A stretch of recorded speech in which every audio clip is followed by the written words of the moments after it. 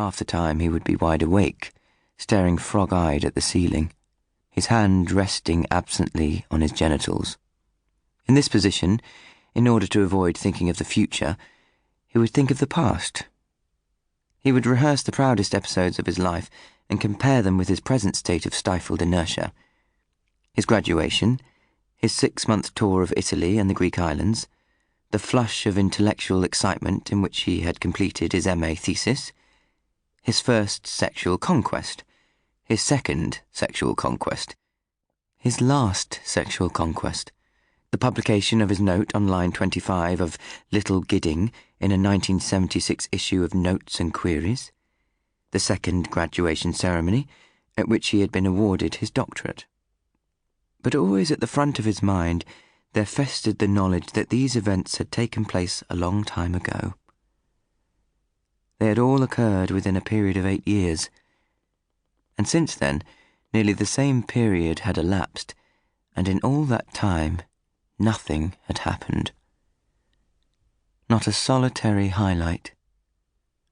This meant, amongst other things, that Hugh had developed a very confused sense of the passage of time.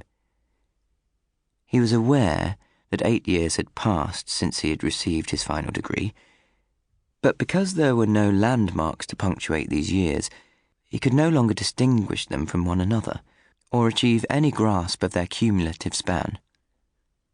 That day of triumph in Coventry Cathedral seemed neither recent nor distant. It seemed, if anything, to belong to a quite different level of existence.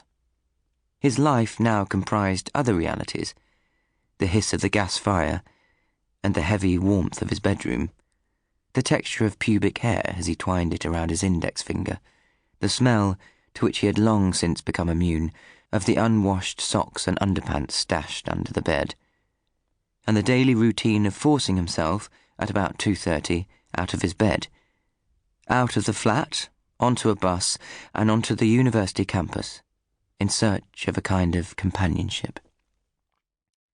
3 o'clock found him walking through the rain to the bus station at Poole Meadow. There was an icy wind, and in the distance, from the precinct, he could hear Christmas carols being played over a tannoy system. This reminded him that soon he would have to go back and visit his family, choose cards and presents, and he scowled. They would ask him the usual questions. When are you going to get yourself a job? Are you seeing anyone at the moment?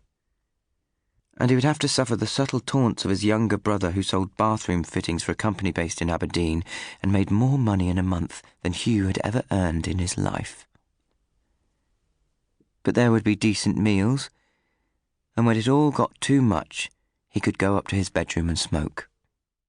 Before anything else, he would have to phone his parents and get them to send down the money for the rail fare home. He was one of 3 passengers on the bus, and he had the top deck to himself for the whole journey.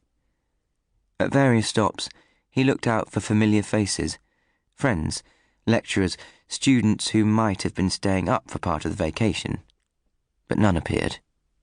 Perhaps the weather was keeping them indoors. Similarly, there were no other customers in the coffee bar. Friday afternoons out of term were always quiet, but today there seemed to be a level of inactivity which unsettled even Hugh, accustomed as he was to the atmosphere of empty cafes and deserted bars. Sometimes he chatted to the woman who served behind the counter, but he could tell that she wasn't in the mood this time.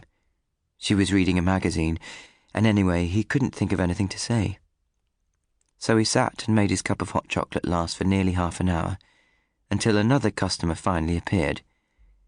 It was Dr. Corbett, the English department's recently appointed senior lecturer. Being, like most of the staff, on cordial terms with Hugh, he came over and joined him. He had a beard and a leather jacket, and had bought himself some coffee and a piece of chocolate cake. They exchanged murmured greetings, after which Corbett began eating his cake, and Hugh was able to come up with nothing more original than, "Quiet today, isn't it?" "Well, it's getting on for Christmas," said the highly acclaimed author of the intelligent heart, thought and feeling in the 18th century novel. Been working on something today, have you? Hugh asked. A new book or something?